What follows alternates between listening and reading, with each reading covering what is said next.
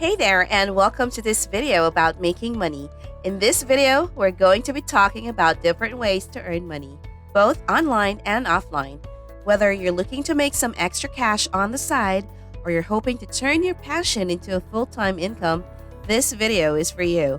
I'll be sharing with you some tips and tricks that have helped me and many others to make money, as well as some common mistakes to avoid. So, if you're ready to start making some money, then let's get started. Number 1. Have you ever heard the saying that slavery, which is the root of all evils, never goes into debt? This is true to a certain extent because when you're in debt, your life is over. Because no one lends money for free. Your debts are not waiting for you to pay them off. Instead, they're growing day by day. Despite all of this, there's always interest. The United States has accepted that the total consumer debt of the country is almost $15 trillion, bringing the average household debt to over $53,000. The gross domestic product of the United States is slightly more than $21 trillion, meaning that the entire economy is made up of that. Yet, there is some good news for you. Contrary to common assumption, the bulk of our debt is bad. You most likely have a credit card debt, a vehicle loan, and maybe a college loan. And you may believe that paying off all of these bills will take decades. How on earth can that be beneficial? Comprehend how it can be beneficial? Let's examine how wealthy individuals still make use of that to increase their wealth. It might sound a little bit confusing because why would someone with a lot of money use debts in the first place? Debts are supposed to be used by people who don't have money, but that's not how capitalism works. Debts can be a powerful tool if you know how to use them. And in this video, you will learn how rich people use debts to make even more money. Please rate this video.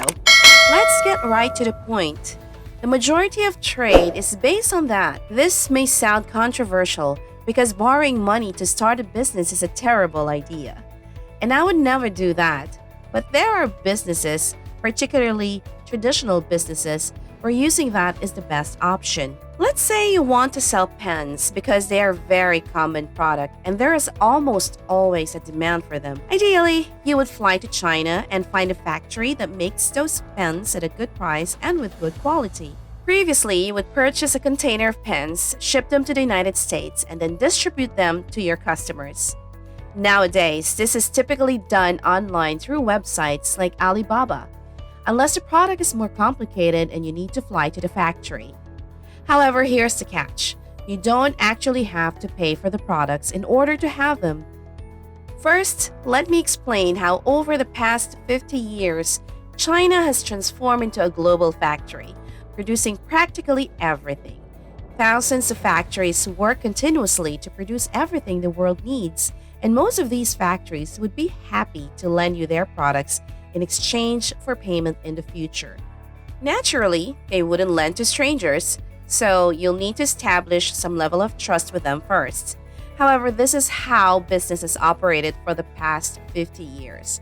Once a client sold a product in the United States or anywhere else, he paid the factory and borrowed more products. By doing this, you're basically saying to the factory, I know how to produce it, so let me help you sell it. Because you're not tying up your own money in this transaction, selling is one of the greatest skills you can ever master. If I can sell it for anything above this price, that will be my profit. What makes this strategy great is that you are not tying up your own money in this transaction. Number 2.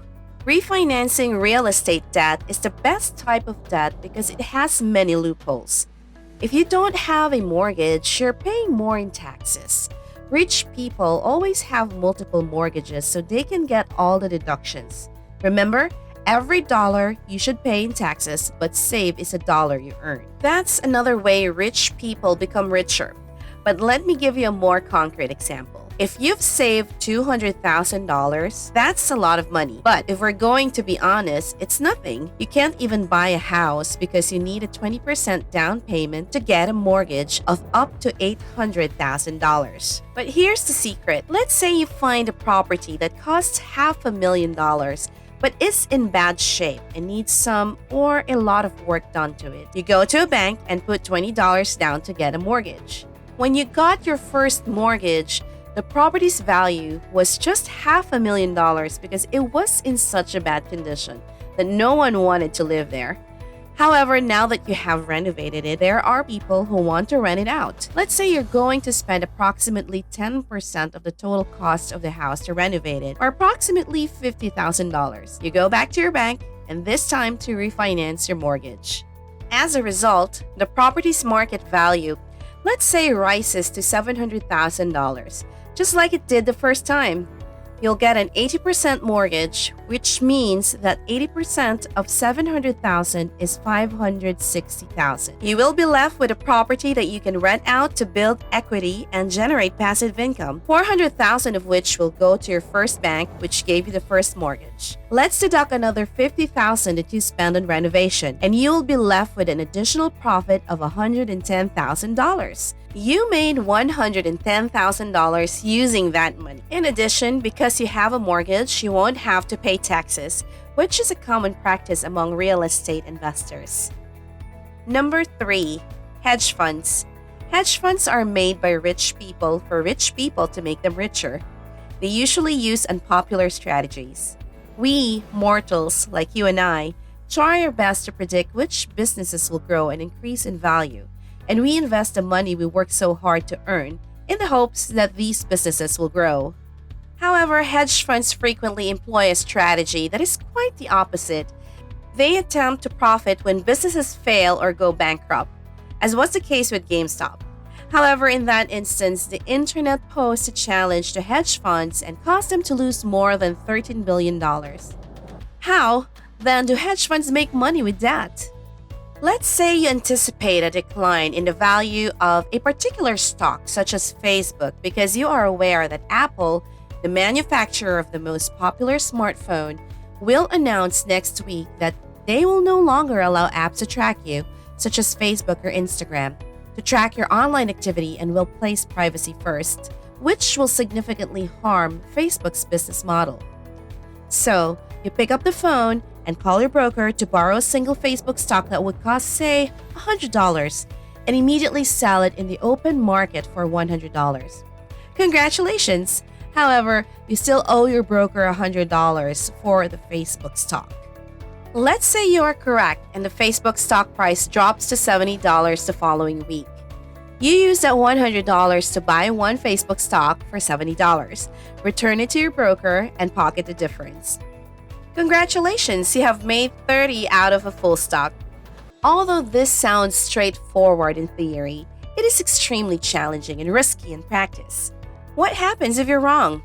Even if the price doubles overnight, you still have to return one Facebook stock to your broker and pay interest for borrowing that stock. Now, you have to buy that stock back for $200 to return it to your broker. When you buy a stock and try to sell it when it rises, you can only lose the amount you invested, but not when you short the stock. If the price keeps rising, your losses keep going up. Since the stock price can theoretically rise indefinitely, you could theoretically make no losses at all. But if you employ 100 analysts, you could make a fortune with this strategy. Number 4. Here's how it works. Forex is a market where currencies are traded. It makes international trade possible. You can use the US dollar in China, but you have to buy Chinese yuan to pay your employees there. So there is a market where anyone can buy foreign currencies. And these currencies fluctuate based on a variety of factors, such as when the Fed raises interest rates, which will limit the supply of the dollar on the market and make it stronger against other currencies, or vice versa. If you can predict which currencies will rise or fall, you can make a lot of money in this market. However, what sets these markets apart from other markets is that you can borrow an additional $100 for every dollar you use to trade in Forex. That means if you trade with $1,000, you can hold a position worth $100,000, and even if you only make 1%, that will be a huge profit. Number 5. Credit score. As you can see, A credit score is a powerful tool that every successful company or entrepreneur uses in a variety of ways, especially if they have a tried and true business model. Borrowing money to finance purchase orders is pretty much done by every business, so stop thinking that debts with high interest rates like credit card debts are bad. However, in order to obtain a lower interest rate, you must reduce the risk associated with borrowing money. To do this, you must establish a track record of being a dependable borrower. Banks hold billions, if not trillions of dollars waiting to be borrowed, and even if there's no money, banks can make money from nothing. And that's the end of today's video. We sincerely hope you enjoyed it and learned something new. If you did, help us out by giving us a thumbs up and sharing this video. Subscribe to our channel and click the notification bell to make sure you never miss out on our next videos. See you at the next one.